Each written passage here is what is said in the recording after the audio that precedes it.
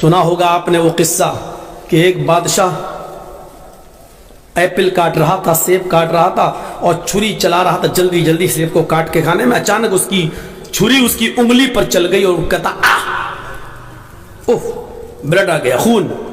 उसके वजीर ने कहा उफ, ये क्या हुआ? जल्दी से उसको पोंछा और पोंछने के बाद, साफ करने के बाद कहा कोई बात नहीं बादशाह साहब, कोई बात नहीं, अल्लाह जो करता है अच्छा करता है, हो सकता है इसमें भी कोई भलाई रही हो।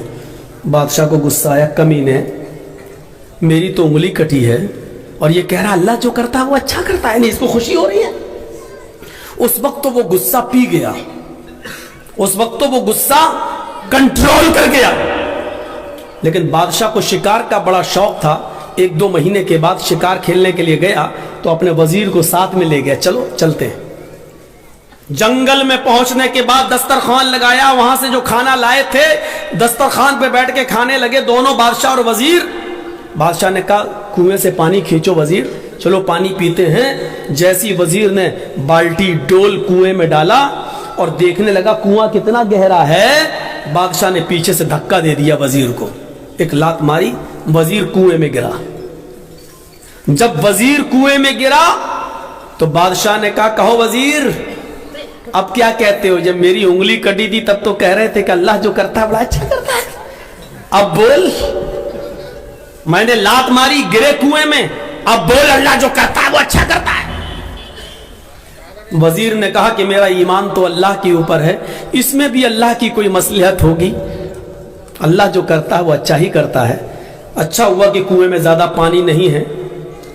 बादशाह को गुस्सा आया, कमीना, मैं तो सोच रहा था कहेगा बचा लो भाई निकाल लो, लेकिन ये कह रहा इसमें भी कोई अल्लाह की खूबी होगी, भलाई होगी। बादशाह को गुस्सा आया, तब मर इसी में, अल्लाह जो करता अच्छा करता है, तब मर इसी में। उसको छोड़ के भाग गया। घोड़ा दौड़ाया और शिकार के लिए निकल गया, लेकिन बादशाह को रास्ता नहीं मालूम था, वो वजीर ही बताता था। और बादशाह रास्ता भटक कर दूसरे शहर में घुस गया। वहां कुछ लोग किसी ऐसे आदमी को तलाश कर रहे थे कि जिसको पकड़कर किसी मंदिर पर देवी या देवता के नाम पर उसकी बलि दे दी जाए, कुर्बान कर दिया जाए, क्योंकि उनका अकीदा था कि हमारे शहर में, हमारे गांव में उस वक्त तक बारिश नहीं होगी जब तक कि हम किसी की बलि नहीं देंगे। तो उन लोगों ने इसको पकड़ लिया है। यही था, अनजाना है, ये कौन आ रहा, पकड़ो, घोड़े पे दौड़ा, उसी को पकड़ लिया। अब वो कह रहा है अरे कहां ले जा रहे हो? का बलि देने के लिए। अरे तुम्हें मालूम नहीं मैं कौन हूं? का कौन है? का फला फला शहर का मैं बादशाह हूं। इन लोगों ने कहा जिन्होंने पकड़ा था, तब तो हमारे भगवान और ज्यादा खुश हो जाएंगे, बादशाह की बलि दी। चलो, वो देवी और देवता के मंदिर पर ले गए। वहां एक पंडित बैठा हुआ था, का देखो इसकी बलि, पंडित को चेक कराना पड़ता था कि देखो इसकी बलि सही है कि नहीं। बादशाह, ये बादशाह है फला का। पंडित कहता बहुत अच्छा आदमी लेके आया हो, ऊपर से नीचे तक देखा बहुत अच्छा, लेकिन चेक करने लगा, पैर सही है, घुटना सही है, पैर, चेहरा सही, हाथ सही है, हाथ दिखा, तेरी तो उंगली कटी हुई है, ये क्या है? कहा उंगली कटी थी। ये तो ऐबदार आदमी है भाई, हमारी देवी को, हमारे देवता को किसी ऐबदार आदमी की बलि मंजूर नहीं है, फ्रेश माल चाहिए, जिसका बिल्कुल सब कुछ ठीक हो, इसकी बलि नहीं लेंगे, स्वीकार नहीं होगी। चल भाग। अब उसको यकीन आया, ओफो मेरी उंगली कटी थी और उसने कहा था कि अल्लाह जो करता है अच्छा करता है। अगर आज मेरी उंगली न कटी होती तो आज मेरी बलि चढ़ गई होती। वो भागता हुआ घोड़ा दौड़ाते हुए उस कुएं के पास आया और अपने वजीर को कुएं से निकाला, गले लगाया कि वजीर तूने सच कहा था यार। का क्या हुआ? का ऐसा ऐसा मामला हुआ। का तुम्हें छोड़ दिया? कहा उंगली अगर ना कटी होती तो आज मैं कट गया होता। कहा अच्छा एक बात बता यार, मेरे साथ तो अल्लाह ने ये अच्छा किया कि उंगली कटी थी इसलिए मैं बच गया, लेकिन तुझे जब मैंने कुएं में फेंका तूने कहा अल्लाह जो करता अच्छा करता, मेरे साथ भी कोई अच्छाई हुई हो तो तेरे साथ क्या अच्छा हुआ? उसने कहा ए बादशाह, हम तुम दोनों घूम रहे थे और अगर तूने लात मार के हमें कुएं में न फेंका होता तो हम दोनों पकड़े जाते। तू तो छूट जाता क्योंकि तेरी उंगली कटी थी, میں تو کہیں سے نہیں کٹاتا، فریش تو میں ہی تھا، تو بچ جاتا لیکن میری بلی چڑھ گئی ہوتی، اس لیے تو نے مجھے جو کنویں میں پھینکا میرے ساتھ یہ اچھا ہوا۔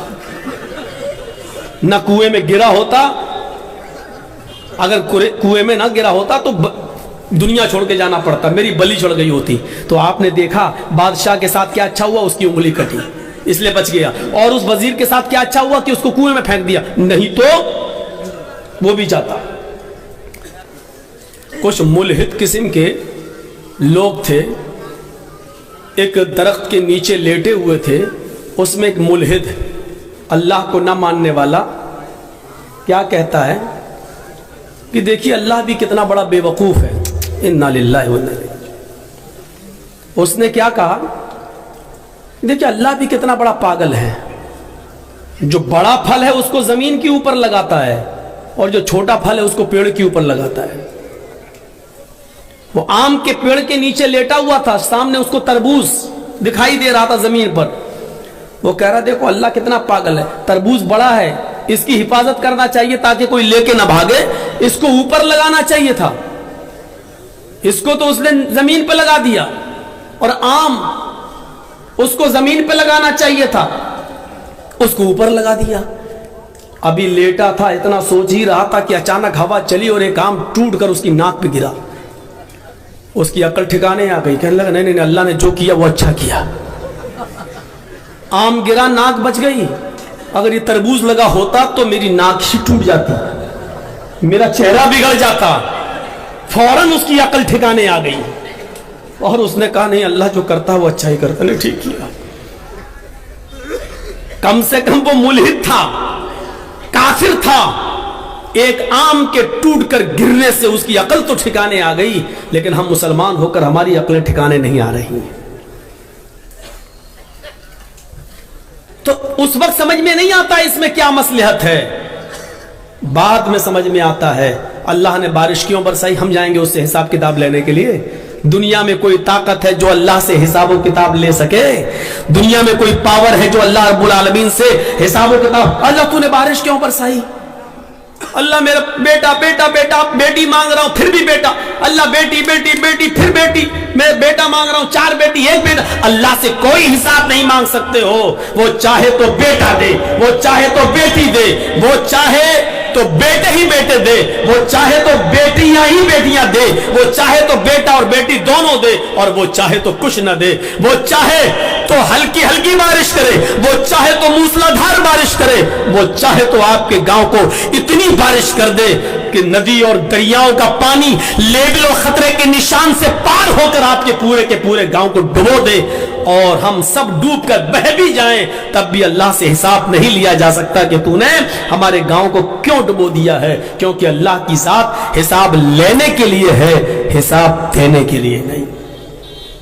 بارش کیوں ہوئی ہمیں کیا معلوم، لیکن ہمارا ایمان یہ ہونا چاہیے کہ اللہ جو کرتا ہے وہ اچھا کرتا ہے۔ ہو سکتا ہے کہ وہ ہمارے ایمان کا جائزہ لے رہا ہو۔ دیکھیں اس بارش کے اندر کتنے لوگ جلسے میں آتے ہیں اور کتنے نہیں آتے ہیں۔ ہو سکتا ہے کہ وہ یہ دیکھنا چاہتا ہو کہ صحابہ کرام نے تو اپنی قربانیاں میدان جنگ میں دے دیں، دیکھیں یہ لوگ بارش کے چند قطرے ان کی جسموں پر پڑتے ہیں، کہیں ایسا تو نہیں کہ یہ بھاگ جائیں اور قرآن و حدیث کی باتیں بھی نہ سنیں۔ ہو سکتا ہے کہ وہ کچھ بھی امتحان اور آزمائش بھی تو لے سکتا ہے وہ، اور یہ بھی ہو سکتا ہے کہ اسی میں ہماری بھلائی ہو، اسی میں ہماری خیر ہو، اسی میں ہماری بھلائی ہو۔ ہمارے اور آپ کے اختیار میں کچھ نہیں ہے، نہ ہم کسی کو مار سکتے ہیں، نہ ہم کسی کو جلا سکتے ہیں۔ کیسے کہہ رہے ہو مولانا صاحب، معظم پور والوں کا حال نہیں معلوم ہے، روزانہ مارتے ہیں؟ نہیں، یہ تمہاری غلط فہمی ہے۔ مارنے والا اللہ اور جلانے والا بھی